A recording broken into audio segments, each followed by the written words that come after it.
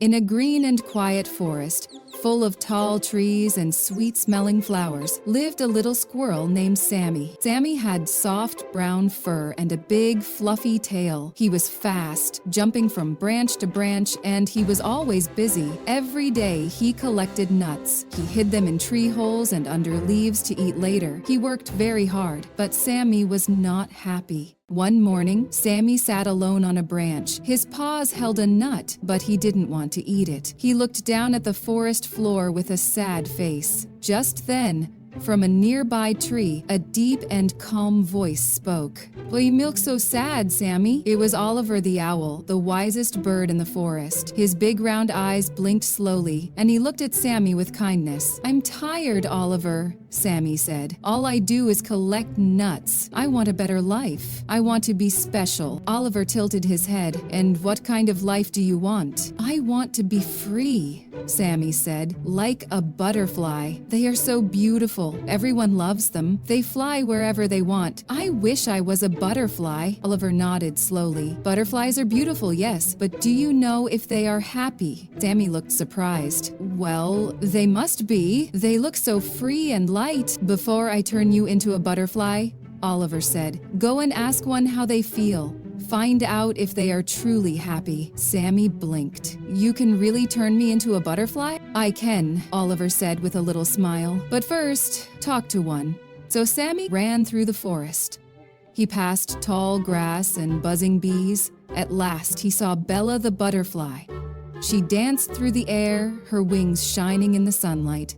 Sammy ran up and called, "Hello, Bella." Bella stopped and landed on a yellow flower. "Hello, Sammy. What brings you here?" "I wanted to ask you something," Sammy said. "You are so pretty. You fly wherever you want. Are you the happiest animal in the forest?" Bella smiled, but her smile was small. "I do enjoy flying," she said, "and I love the flowers, but my life is short. I will only live for a few more weeks, and I must always watch for birds that might eat me. I'm not as free as I look." Sammy's eyes grew wide. "I didn't know that." Bella fluttered her wings. "Sometimes I wish I were clever, like Felix the fox.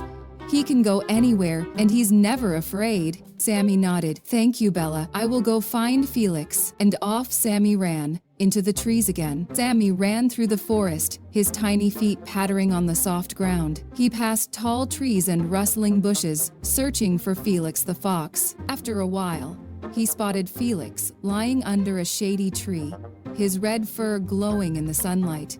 Felix's eyes were half closed, and his ears twitched at every sound. "Hello, Felix," Sammy called out, approaching carefully. "Oh, it's you, Sammy. What brings you here?" Sammy sat down a little distance away. "I wanted to ask you something. You're so clever and sleek. You can go anywhere you want. Are you happy?" Felix sighed and sat up. "Clever, yes, but happiness? That's a tricky thing." Sammy tilted his head. "What do you mean?" Felix looked around the forest. "Other animals don't trust me. They think I'm always up to something. I have to hunt every day to find food. It's not easy." Sammy's eyes widened. "I thought you had the best life." Felix shook his head. "It's not as simple as it seems. Sometimes I wish I were strong like Bruno the bear. No one messes with him." Sammy nodded slowly. "Thank you, Felix. I'll go talk to Bruno." Felix lay back down, closing his eyes. "Good luck, Sammy."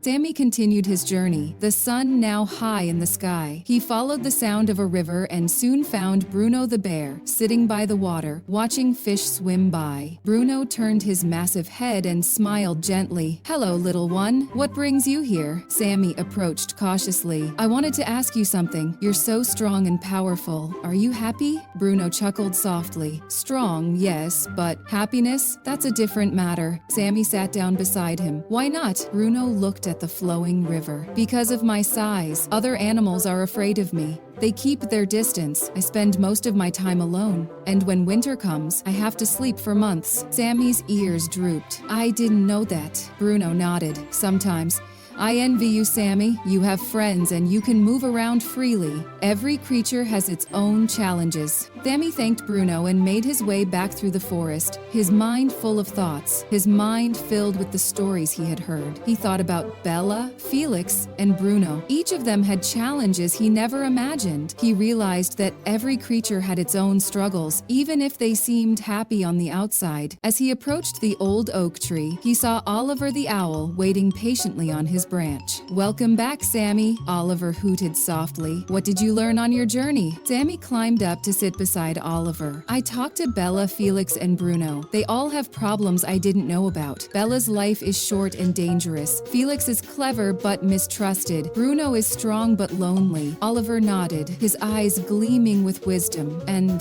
what does that tell you, my young friend?" Sammy looked down at his paws. "It tells me that every life has its own troubles. I thought being a butterfly, a fox, or a bear would be better, but now I see that being a squirrel isn't so bad." Oliver smiled gently. "Indeed, Sammy, happiness doesn't come from being someone else. It comes from appreciating who you are and what you have." Sammy felt a warmth in his chest. He looked around at the forest, the trees, the sky, and the other squirrels playing nearby. He realized he had friends, freedom, and a home. "Thank you, Oliver," Sammy said, his voice filled with gratitude. "I think I understand now." Oliver chuckled softly. "Good. Now, go and enjoy your life, Sammy. There's much to be thankful for." Sammy scampered down the tree, his heart light and his spirit renewed. He joined his fellow squirrels, playing and gathering nuts, but this time with joy and appreciation. From that day on, Sammy saw the forest with new eyes. The trees seemed taller, the leaves greener, and the sky bluer. He noticed the songs of the birds, the rustle of the wind, and the warmth of the sun on his fur. He no longer complained about gathering nuts. Instead, he found joy in the work, knowing it kept him and his friends fed and safe. He played with other squirrels, sharing stories and laughter. One afternoon, as he sat on his favorite branch, Bella the butterfly fluttered by. "Hello, Sammy," she called. "Hello, Bella. How are you today?" "I'm enjoying the sunshine," she replied. "And you?" "I'm happy," Sammy said with a smile. "Truly happy." Bella smiled back. "I'm glad to hear that." As she flew away, Felix the fox trotted by. "Hey, Sammy," he called up. "You look cheerful." "I am, Felix. Life is good." Felix grinned. "That's great to hear." Later, Bruno the bear ambled past. "Good day, Sammy," he rumbled. "Good day, Bruno. How are you?" "I'm well, thank you. It's nice to see you so joyful." Sammy nodded. "I've learned to appreciate what I have." Bruno chuckled. "A wise lesson indeed." As the sun set, painting the sky with hues of orange and pink, Sammy looked around at his home. He felt a deep sense of peace and contentment. He realizes that happiness wasn't about being someone else. It was about embracing who you are and finding joy in the life you live. Because he knew he could trust himself. And so, in the heart of the lush forest, Sammy the squirrel lived happily, cherishing each day and the simple pleasures it brought.